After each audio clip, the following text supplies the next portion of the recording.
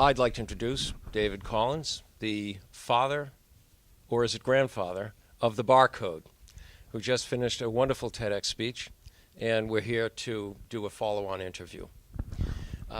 Dave, I would like to know, for the audience, is there anything that you would like to say now that you did not talk about when you were on the stage a few minutes ago?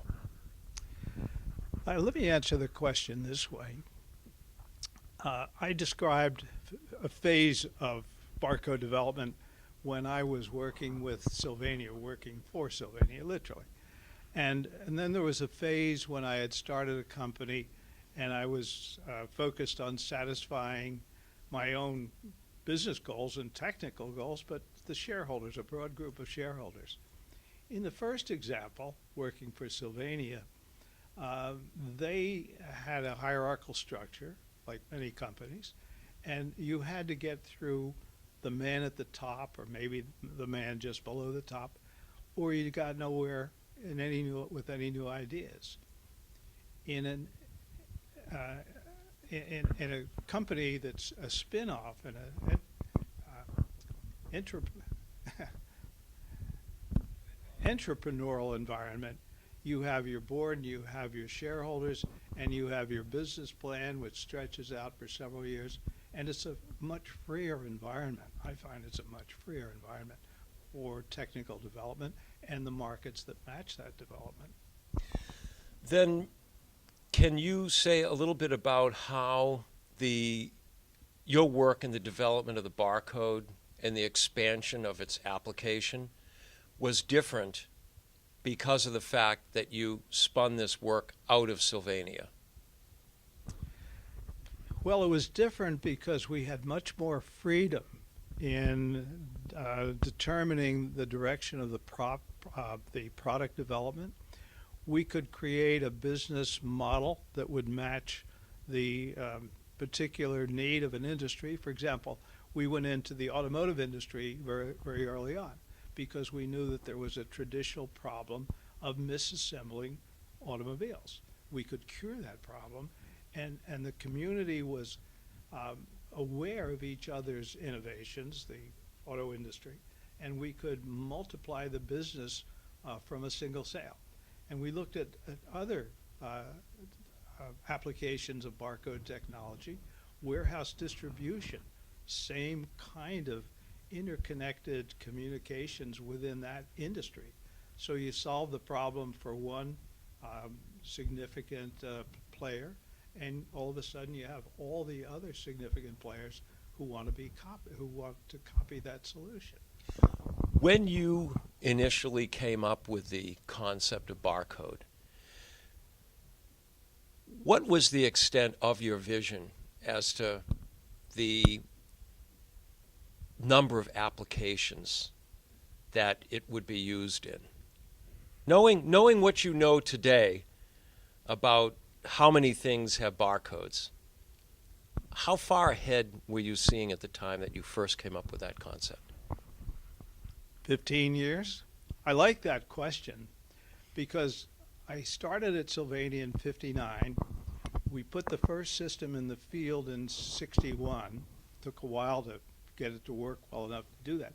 In '60, though, I wrote a market report that covered 10 applications because you could look beyond the solution of the first problem and see where the similar benefits and cost ratios were going to follow. That's what made me so confident when it came to starting another company on my own.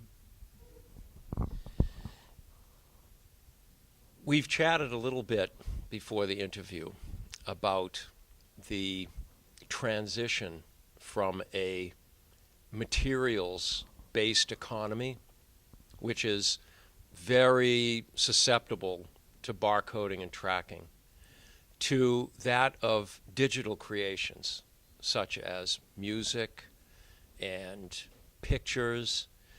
Do you see any kind of transition of this similar kind of technology into the digital realm, given the fact that we are now fully into the information age Barcode is a simple example of pattern recognition.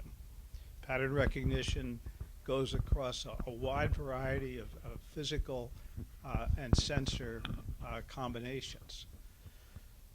In the kind of property or the kind of elements of ownership that you referred to, there are other ways to sense invisible or essentially non-conflicting presentations of ownership or of serialization in that kind of property, and sense it, I believe, very inexpensively. One question out of curiosity. We've also seen, as a consumer, the advent of the QR code.